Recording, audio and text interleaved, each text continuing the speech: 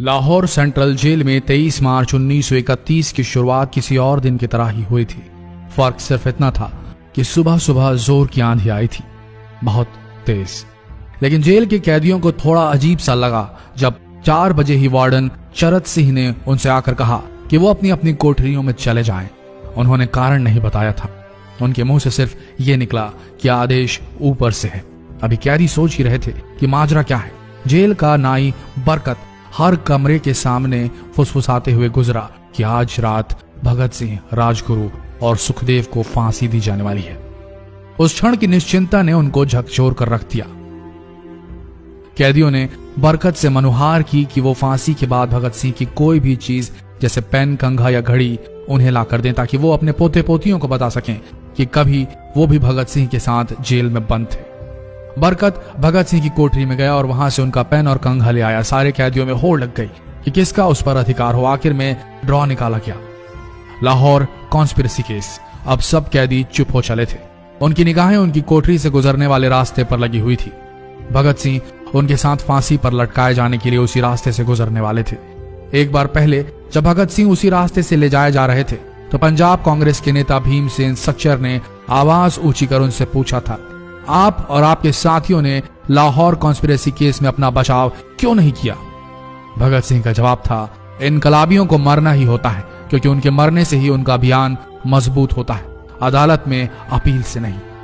Warden चरत सिंह भगत सिंह के खैर ख्वाह थे और अपनी तरफ से जो कुछ बन पड़ता था उनके लिए किया करते थे। उनकी वजह से ही लाहौर की द्वारकादास लाइब्रेरी से भगत सिंह के लिए किताबें निकलकर जेल के अंदर आ पाती थी। भगत सिंह की जेल की जिंदगी काफी कठिन थी। किताबें पढ़ने का शौक हो चला था उन्हें कि एक बार उन्होंने अपने स्कूल के साथी जयदेव कपूर को लिखा था कि वो उनके लिए कार्ल लिब्कनेख्त की मिलिटरिज्म, लेनिन की लेफ्ट विंग कम्युनिज्म और ऑप्टन सिंक्लेयर का उपन्यास द स्पाई कुलबीर के जरिए भिजवाएं। भगत सिंह जेल की कठिन जिंदगी के आदी हो चले थे। उनकी कोठरी नंबर 14 का फर्श पक्का नहीं था, उस पर घास उगी हुई थी।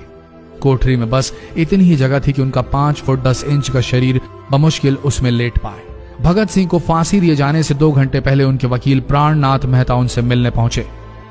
मेहता ने बाद में लिखा कि भगत सिंह अपनी छोटी सी कोठरी में पिंजड़े में बंद शेर की तरह चक्कर लगा रहे थे। इनकलाब जिंदाबाद। उन्होंने मुस्कुराकर मेहता को स्वागत किया और पूछा कि आप मेरी किताब रिवोल्यूशनरी लेनिन लाए या नहीं। जब मेहता ने उन्हें किताब दी तो वे उसे उसी समय पढ़ने लगे मानो उनके पास अब ज्यादा समय न बचा। मेहता ने उनसे पूछा कि क्या आप देश को कोई संदेश देना चाहेंगे? भगत सिंह ने किताब से अपना मुंह हटाए बगैर कहा, सिर्फ 2 संदेश, साम्राज्यवाद मुर्दाबाद और इनकलाब जिंदाबाद। इसके बाद भगत सिंह ने मेहता से कहा कि वो पंडित नेहरू और सुभाष चंद्र बोस को मेरा धन्यवाद पहुंचा दे जिन्होंने मेरे केस में गहरी रुचि ली थी। भगत सिंह से मिलने के बाद मेहता राजगुरु से मिलने उनकी कोठरी पहुंचे। राजगुरु के अंतिम शब्द थे, हम लोग जल्द मिलेंगे। सुखदेव ने मेहता को याद दिलाया कि वो उनकी मौत के बाद जेलर से वो कैरम बोर्ड ले लें जो उन्होंने उन्हें कुछ महीने पहले दिया था। मेहता के जाने के थोड़ी देर बाद जेल अधिकारियों ने तीनों क्रांतिकारियों को बता दिया कि उनको वक्त से 12 घंटे पहले ही फांसी दी जा रही है। अगले दिन सुबह 6 बजे की बजाय उन्हें उसी शाम 7 बजे फांसी पर चढ़ा दिया जाएगा। भगत सिंह मेहता द्वारा दी गई किताब के कुछ पन्ने ही पढ़ पाए थे। उनके मुंह से निकला, क्या आप मुझे इस किताब का एक अध्याय भी खत्म करने नहीं देंगे? भगत सिंह ने जेल के मुस्लिम सफाई कर्मचारी बेबे से अनुरोध किया कि वो उनके लिए उनको फांसी दिए जाने से 1 दिन पहले शाम को अपने घर से खाना जरूर लाएं। लेकिन बेबे भगत सिंह की इच्छा पूरी नहीं कर सके क्योंकि भगत सिंह को 12 घंटे पहले फांसी देने का फैसला ले लिया गया और बेबे जेल के गेट के अंदर ही नहीं घुस पाए। थोड़ी देर बाद तीनों क्रांतिकारियों को फांसी की तैयारी के लिए उनकी कोठरियों से बाहर निकाला गया।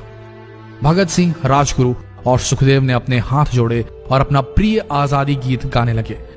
कभी वो दिन भी आएगा कि जब आजाद होंगे हम, या अपनी ही जमीन होगी या अपना आसमान होगा। फिर इन तीनों का एक एक करके वजन लिया गया। सबके वजन बढ़ गए थे।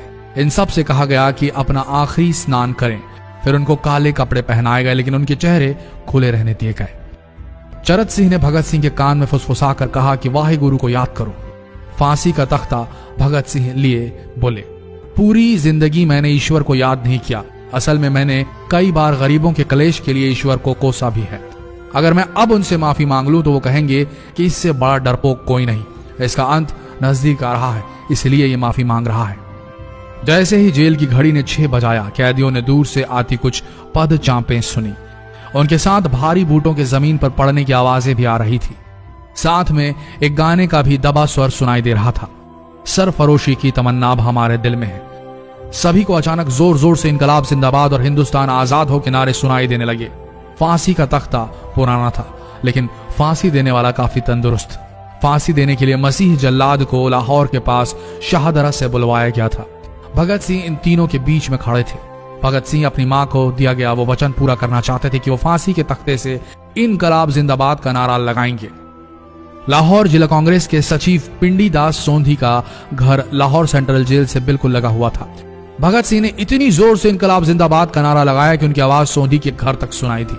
उनकी आवाज सुनते ही जेल के दूसरे कैदी भी नारे लगाने लगे। तीनों युवा क्रांतिकारियों के गले में फांसी की रस्सी डाल दी गई, उनके हाथ और पैर बांध दिए गए। तभी जल्लाद ने पूछा, सबसे पहले कौन जाएगा? सुखदेव ने सबसे पहले फांसी पर लटकने की हामी भरी। जल्लाद ने एक एक कर रस्सियां खींची और उनके पैरों के नीचे लगे तख्तों को पैर मारकर हटा दिया। काफी देर तक उनके शव तख्तों से लटकते रहे। अंत में उन्हें नीचे उतारा गया और वहां मौजूद डॉक्टरों लेफ्टिनेंट कर्नल जे नेल्सन और लेफ्टिनेंट कर्नल NS सोंधी ने उन्हें मृत घोषित किया। एक जेल अधिकारी पर फांसी का इतना असर हुआ कि जब उससे कहा गया कि वो मृतकों की पहचान करें तो उसने ऐसा करने से इनकार कर दिया। उसे उसी जगह पर निलंबित कर दिया गया अंग्रेजों द्वारा। एक जूनियर अफसर ने यह काम अंजाम दिया। पहले योजना थी कि इन सब का अंतिम संस्कार जेल के अंदर ही किया जाएगा, लेकिन फिर यह विचार त्यागना पड़ा जब अधिकारियों को आभास हुआ कि जेल से धुआं उठते देख बाहर खड़ी भीड़ जेल पर हमला कर सकती है। इसलिए जेल की पिछली दीवार तोड़ी गई। उसी रास्ते से ट्रक जेल के अंदर लाया गया और उस पर बहुत अपमानजनक तरीके से उन शवों को एक सामान की तरह लाद दिया गया। पहले तय हुआ था कि उनका अंतिम संस्कार रावी के तट पर किया जाएगा, लेकिन रावी में पानी बहुत ही कम था, इसलिए सतलज के किनारे शवों को जलाने का फैसला लिया गया। उनके पार्थिव शरीर को फिरोजपुर के पास सतलज के किनारे लाया गया। तब तक रात के 10 बज चुके थे। इस बीच उप पुलिस अधीक्षक कसूर सुदर्शन सिंह कसूर गांव से एक पुजारी जगदीश अचरज को बुला लाए। अभी उनमें आग लगाई ही गई थी कि लोगों को इसके बारे में पता चल गया। जैसे ही ब्रितानी सैनिकों ने लोगों को अपनी तरफ आते देखा, वो शवों को वहीं छोड़कर अपने वाहनों की तरफ भागे। सारी रात गांव के लोगों ने उन शवों के चारों ओर पहरा दिया। अगले दिन दोपहर के आसपास जिला मजिस्ट्रेट की दस्तखत के साथ लाहौर के कई इलाकों में नोटिस चिपकाया गया, जिसमें बताया गया कि भगत सिंह, सुखदेव और राजगुरु का सतलज के किनारे हिंदू सिख रीति से अंतिम संस्कार कर दिया गया है। तो ये थे भगत सिंह की जिंदगी के वो 12 आखिरी घंटे। आशा करते हैं इस वीडियो में सुनाई गई ये कहानी आज युवा पीढ़ी के दिलों में मर चुके देशभक्ति को जगाने में कामयाब होंगे। जितना हो सके इस संदेश को पूरे देश में पहुंचाएं। इस वीडियो को शेयर करें फेसबुक पर, व्हाट्सएप पर, और हो सके तो इस पेज को फॉलो करें ताकि ऐसे ही वीडियोस आप तक सही समय पर पहुंच सके। मिलते हैं अगले वीडियो में, तब तक के लिए आप सबका धन्यवाद।